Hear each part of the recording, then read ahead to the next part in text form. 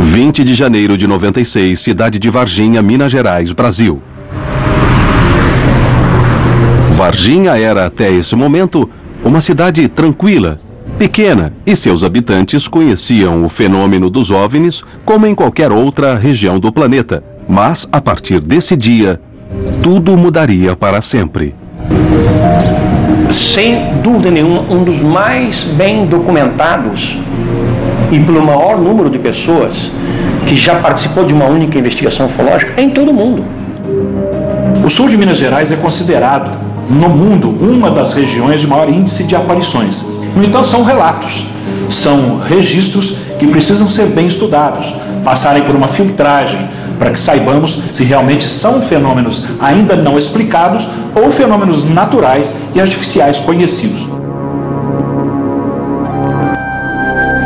Tudo começou quando 3 jovens caminhavam de volta para suas casas.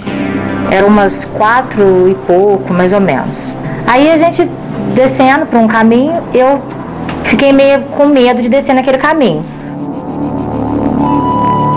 Aí aconteceu da gente, né, avistar lá uma coisa estranha, que eu não sei o que era.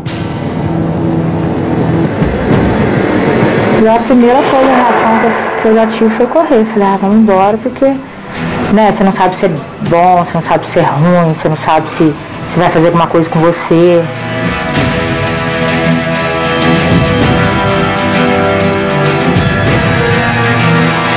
Mas a reação dele não tinha como descrever. Se estava calmo, se estava nervoso, se queria avançar, se queria agredir, nada disso. Ele permaneceu lá e olhou para nós. E nós aqui correndo, claro, né? Porque sem saber o que estava vendo. Olha, a coisa estava viva, porque o ser voltou para ela, dirigindo o olhar e a cabeça. Elas, já vendo essa coisa de uma distância inferior, se assustaram profundamente, entraram em pânico e saíram correndo. As 3 fugiram depressa do lugar. A partir desse momento, a notícia correu rapidamente por toda a cidade. Foi divulgado na cidade que 3 garotas haviam avistado uma criatura, para elas desconhecida. O que eu vi é que é marrom, dos olhos vermelhos, a pele oleosa, estava agachado, mas não chegou naquilo que eu vi. Elas não estavam muito ligadas em assuntos de ufologia ou de extraterrestres.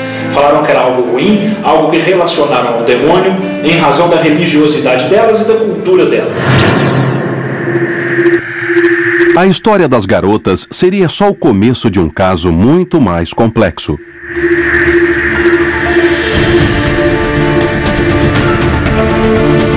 Em meio à paranoia, as forças públicas começaram a atuar. Desceram um barranco, entraram numa mata e capturaram uma das criaturas com uma rede usada para capturar cachorro louco. Depois, na parte da tarde, às 6 da tarde, também consta da história que 2 policiais haviam feito uma segunda captura, que um desses corpos havia passado pelos 2 hospitais da cidade e depois, na manhã seguinte, transferidos para o exército em Três Corações.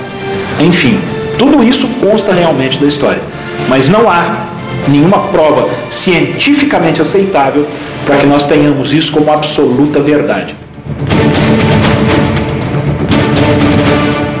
Um deles, chamado Marco Lixerese, sentado no banco do passageiro, quase atropelou uma criatura que nós supomos que seja a segunda, a observada pelas meninas, atravessando uma rua. Freia-se o carro, Marco Lixerese sai do carro, entra no mato, captura a criatura com as suas próprias mãos, sem usar luva, sem nenhum tipo de proteção. Ele não tinha sido avisado, ninguém tinha sido avisado da periculosidade que poderia haver nisso. Coloca a criatura no seu colo e dirige para o hospital, que fica no centro de Varginha. Marco Lixerese faleceu cerca de 3 semanas depois de infecção generalizada de septicemia.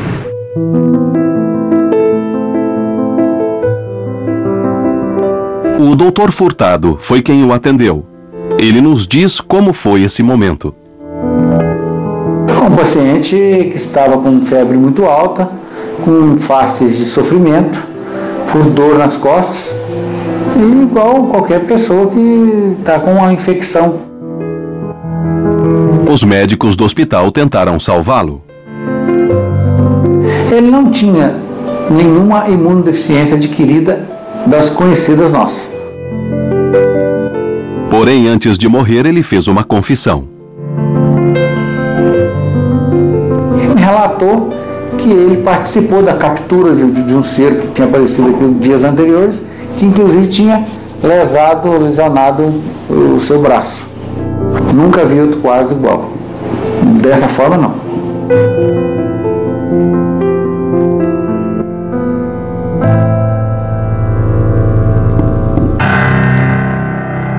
Acredita-se que nesse dia foram capturadas 3 criaturas em Varginha. Nunca mais se soube delas. Alguns vizinhos afirmam ter testemunhado movimentações estranhas durante esses dias. Na segunda-feira, que a gente ficou sabendo, eu estava indo pela Rua Fernão Dias e lá eu avistei 3 caminhões de comboio, do Exército de Três Corações.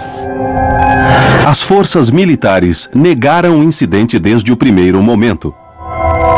Esse militar descreveu de maneira detalhada das manobras aparentemente ligadas ao acobertamento, que foram feitas para dissimular, na verdade, que no final das contas envolvia um contato com uma criatura morta, de origem não terrestre. O que realmente aconteceu em Varginha? Afirmar hoje em dia que criaturas foram capturadas pelo Corpo de Bombeiros, pela Polícia Militar e pelo Exército, como consta da história do caso, eu não posso mais fazer esta afirmação enquanto não tiver provas para serem exibidas. Tempos depois, o próprio Exército fez uma declaração pública com uma possível explicação. A conclusão deles de que elas teriam avistado apenas um rapaz da cidade que nasceu com alguns problemas de ordem orgânica e psíquica.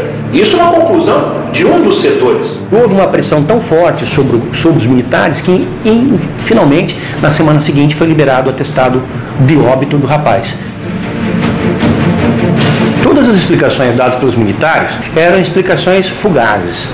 Não restou dúvida de que havia algo extremamente sério sendo acobertado. O caso de Varginha ainda permanece sem explicação. As versões oficiais negam o que afirmam as testemunhas, que mesmo com o passar do tempo, continuam a manter sua versão, sem contradições, como no primeiro dia. Dizer o que realmente foi com segurança é muito difícil, quase impossível. Foram os ufólogos que acabaram por transformar o caso Varginha em algo relacionado às crenças de que seres extraterrestres poderiam ter aparecido aqui e elas teriam avistado. O caso Varginha segue sendo o segredo militar mais bem guardado do Brasil, porque não há nada comparável ao que se passou em Minas Gerais.